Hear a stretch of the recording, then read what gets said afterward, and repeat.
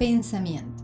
Capacidad que tienen las personas de formar ideas y representaciones de la realidad en su mente, relacionando unas con otras.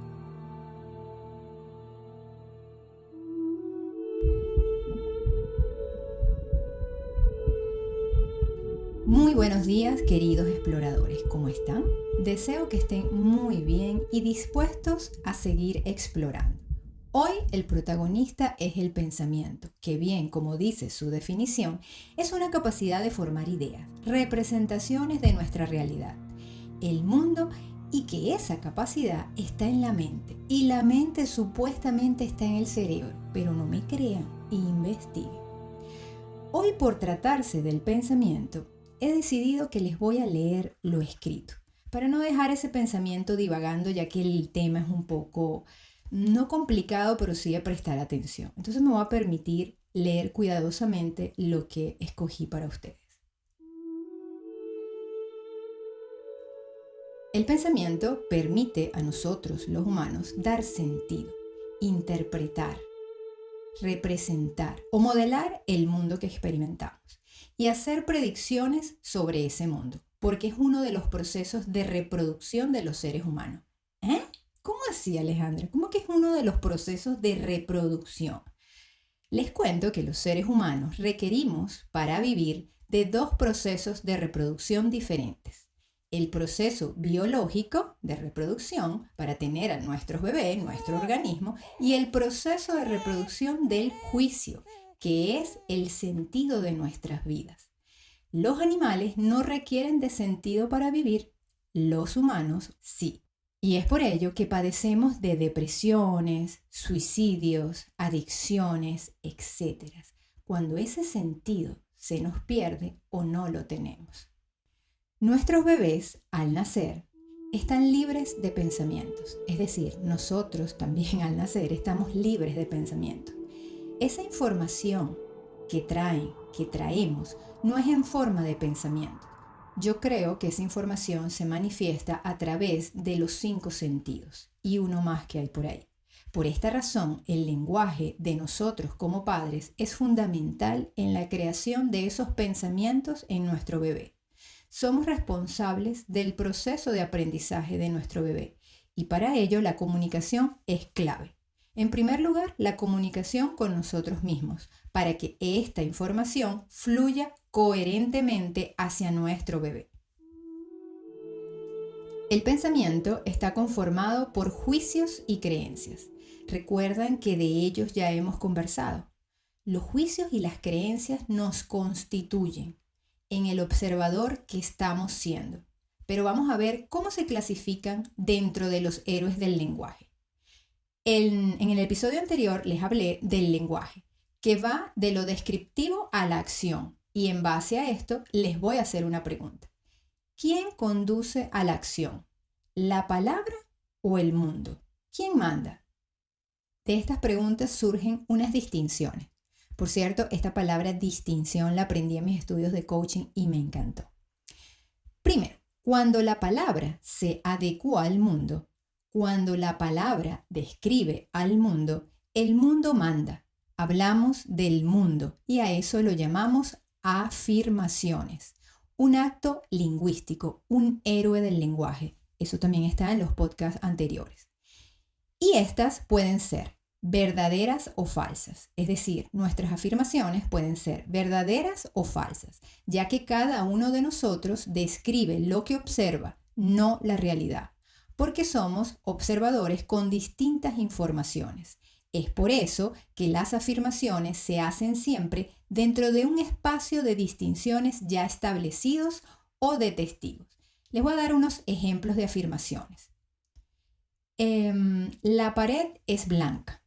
Yo tengo manera de verificar si la pared es blanca. El color lo busco en un Pantone, tengo testigos que pueden estar diciendo, sí, tienes razón, la pared es blanca. Es decir, es un hecho igual para todos en el país donde estemos, en la cultura donde estemos, el blanco es blanco. Eso ya está escrito con código, número y todo. Otro ejemplo, está haciendo frío. Hay manera de verificar la temperatura a la que estamos y coincidir que dentro de las reglas o estatutos climatológicos eso es una temperatura fría. Es decir, una afirmación la podemos verificar, la podemos testimoniar y es igual a la mayoría de lo que están viendo las personas. Muy bien. Segundo, cuando el mundo se adecua a la palabra manda. En las afirmaciones manda el mundo, porque lo estoy describiendo. Puedo verificar que lo que estoy diciendo es cierto para la mayoría de la población. En este segundo punto, la palabra es la que manda. O sea, generamos un nuevo mundo para nosotros y el otro. Aquí estamos hablando de las declaraciones. Aquí la palabra genera una realidad diferente. El mundo se transforma por el poder de la palabra. Ejemplo, hora de cenar.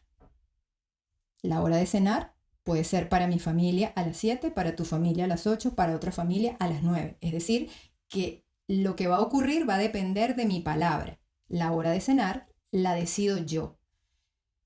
Otro ejemplo, los declaro marido y mujer. Esa declaración no la puede dar cualquiera, esa declaración la da un juez, la emite una autoridad. Y después de que ese juez dice, los declaro marido y mujer, o el sacerdote, los declaro marido y mujer, ya la realidad de esa pareja cambia, pasa a otro estado. Entonces ahí hablamos de que el mundo cambió para esa pareja. ¿Qué otro ejemplo tengo por acá? Aprobado. Después que un profesor, por ejemplo, coloca la nota de aprobado, ahí cambia el mundo de ese alumno.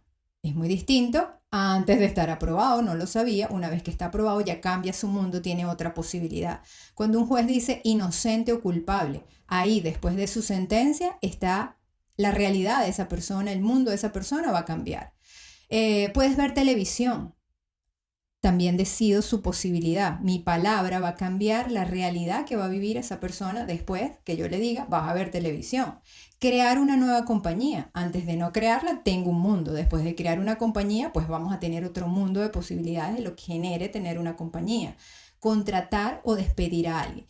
Y en fin, así nuestra palabra va modificando nuestro presente y futuro.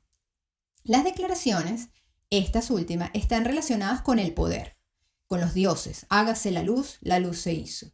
Y les digo que dioses más importantes van a tener nuestros hijos al nacer si no somos nosotros como padres. Somos el poder, la autoridad para ellos. Si tenemos la capacidad de hacer cumplir nuestras declaraciones, generamos un mundo diferente. ¿Cuántas veces hemos declarado no hablarle de X formas a nuestros hijos? O en un lenguaje más coloquial, ¿cuántas veces hemos decidido o hemos pensado, vamos a dejarlo ahí en el pensamiento, no hablarle de X formas a nuestros hijos? Y no lo cumplimos. Pues si no lo cumplimos, no estamos modificando el mundo para ese hijo. Y tendrá que vivir con las consecuencias del mundo que le estoy generando con mi palabra en el presente. ¿Se ve? Una declaración genera un compromiso, que es el de comportarse consistentemente con la nueva realidad que hemos declarado. Y es aquí en donde decimos que nuestros bebés aprenden con nuestras acciones, más que de lo que decimos. Es decir, hay muchos tipos de declaraciones. Está la declaración del sí, la declaración del no, la declaración del no sé, la declaración del perdón y la declaración del amor. En las declaraciones, a diferencia de las afirmaciones, no hablamos de verdaderas o falsas, sino de válidas o inválidas, según el poder de la persona que las hace, es decir, según la autoridad. Por ejemplo, un juez tiene la autoridad para casarnos. Sin embargo, mi mejor amigo, no tiene la autoridad para casarnos. Muchos dirán, bueno, pero yo decido que mi amigo me case y me sentí casado por él. Ok, pero a nivel legal, oficial, si tú quieres verte y sentirte casado, no puede ser tu amigo. Tienes que darle la autoridad a quien la tiene y en este caso es un juez. Bien, por eso las declaraciones son válidas o inválidas dependiendo de la autoridad de donde vengan esas declaraciones.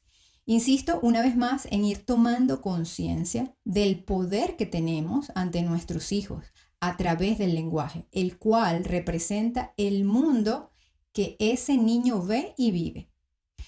Los juicios son un tipo de declaración. Hay una frase de Epicteto que a mí me encanta. No es lo que ha sucedido lo que molesta a un hombre, es su juicio. ¿Y ese juicio dónde está? En el pensamiento sobre lo que ha sucedido. Voy a repetirla. No es lo que ha sucedido lo que molesta a un hombre, es su juicio sobre lo que ha sucedido. Esta frase para mí significa que lo que suceda en mi vida, yo le voy a dar X significado, según el juicio o pensamiento que yo tenga en relación a lo sucedido.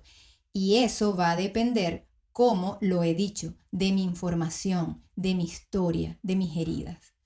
Por eso es importante saber sobre qué juicios o pensamientos se fundamentan nuestras interpretaciones. Recuerdan, en el episodio pasado hablamos de la escucha y ahí están nuestras interpretaciones.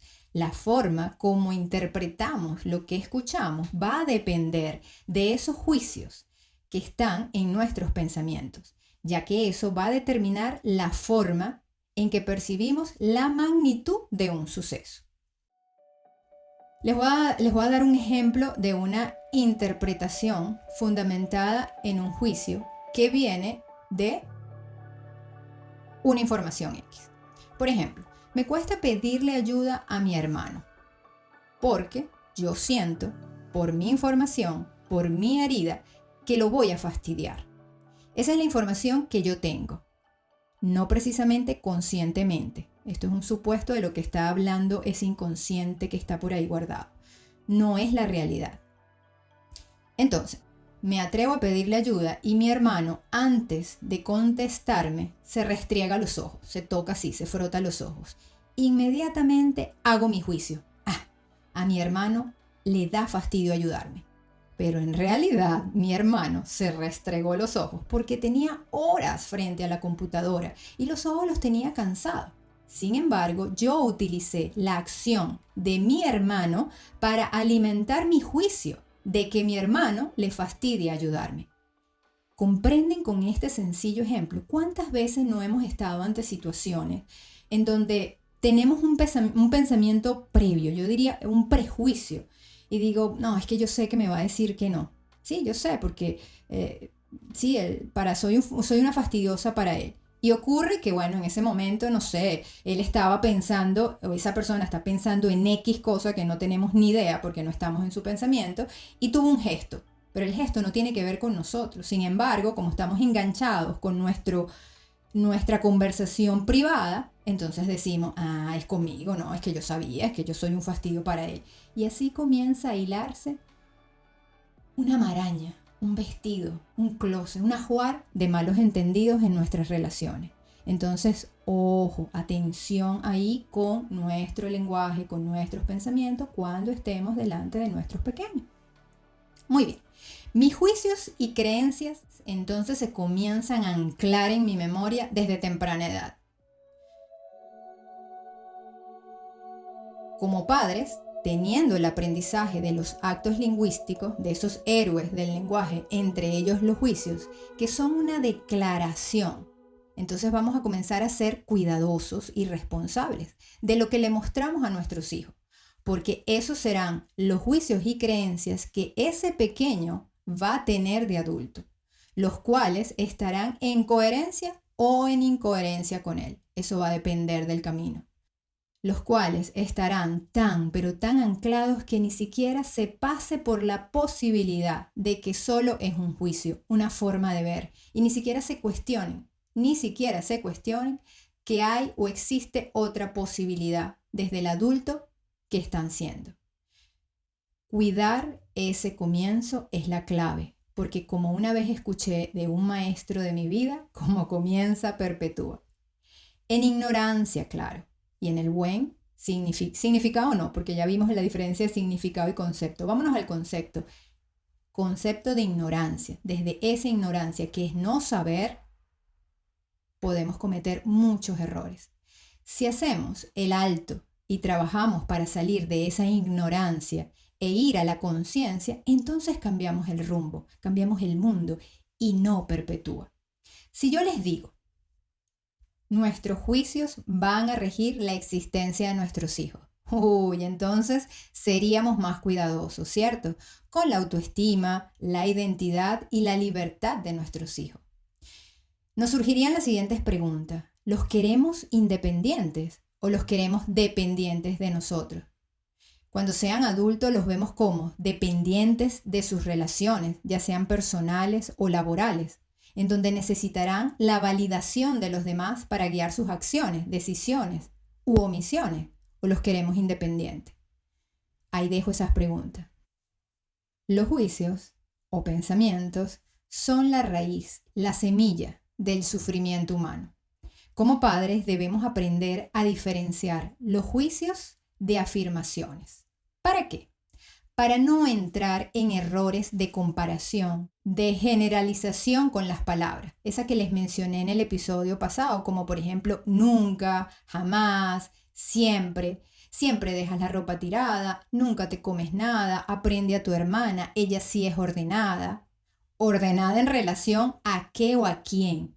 ¿Es esto una afirmación o un juicio? Recordemos que las afirmaciones deben ser verdaderas o falsas, deben estar fundamentadas, quiere decir, tiene que estar verificada con algo, con una instrucción, con un papel, con reglas, tenemos que verla para que sea verdadera o falsa. Si no, pasa a ser un juicio. Pero la verdad es que es imposible vivir sin juicios. Y los juicios no solo vienen de nuestra información, hay juicios que están fundados en hechos repetitivos y hay juicios que son infundados. ¿Cómo diferenciarlos? Yo sé que aquí se va a escuchar todo esto como una clase catedrática, pero merece la pena. Un juicio está fundamentado cuando podemos encontrar hechos concretos que avalen lo que estamos diciendo. Al introducir hechos que lo sustentan, generamos confianza en el juicio, creemos en el juicio, creemos en la persona. Y encontrar nuevas afirmaciones que lo verifiquen hará que el juicio cobre más credibilidad. Y un juicio debe tener afirmaciones que lo sustenten para considerarlo fundado, es decir, para considerarlo válido.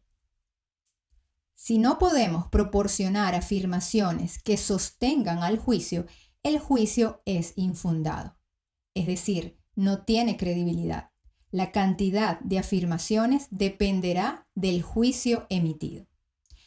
Esto puede parecer muy confuso, pero aprenderlo, entender nuestro pensar y actuar que viene de este proceso es una pista indispensable para conocernos y guiar a nuestros pequeños.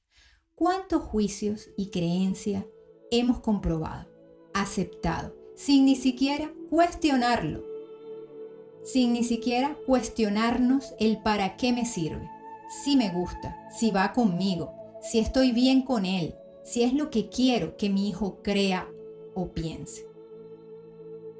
Son juicios que han viajado de generación en generación, sin ningún cuestionamiento, a través de esa pirámide de nuestros ancestros, y en ella el sufrimiento viajando desde nuestras heridas, desde las heridas del pasado. Y por eso esta frase, que la voy a repetir y me la van a escuchar siempre, como comienza, perpetúa, hasta el día que yo vea, que meta lupa, binoculares, que explore mi herida, la de mi hijo, y ahí encuentre el gran tesoro para trascender y convertirme en el ser humano que deseo ser hoy, aquí, en este momento. Entonces, queridos padres, seres humanos, adultos y exploradores, la invitación es a desmontar nuestros juicios ante nuestros bebés para observar su información, su ser en plenitud y acompañar su crecimiento en liviandad, impulsando su potencial sin la intervención de nuestros juicios y creencias, que en la mayoría de nosotros, si no hemos hecho el trabajo de autodescubrimiento, autoconocimiento, entonces han limitado, bloqueado o reprimido nuestro ser, convirtiéndolo solo en hacer. ¿Y qué es lo que quieren nuestros pequeños exploradores? Ver a papi, a mami, el adulto que los acompaña en ser, en plenitud, mostrándoles lo mejor de cada uno de nosotros.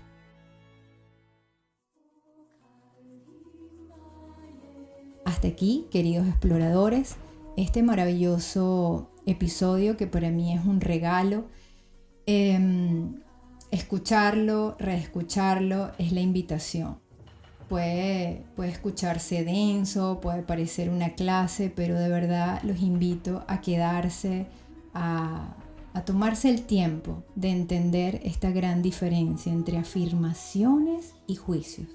Vamos a googlear ahí y a investigar porque hay un descubrimiento maravilloso, por lo menos para mí lo ha sido y lo sigue siendo.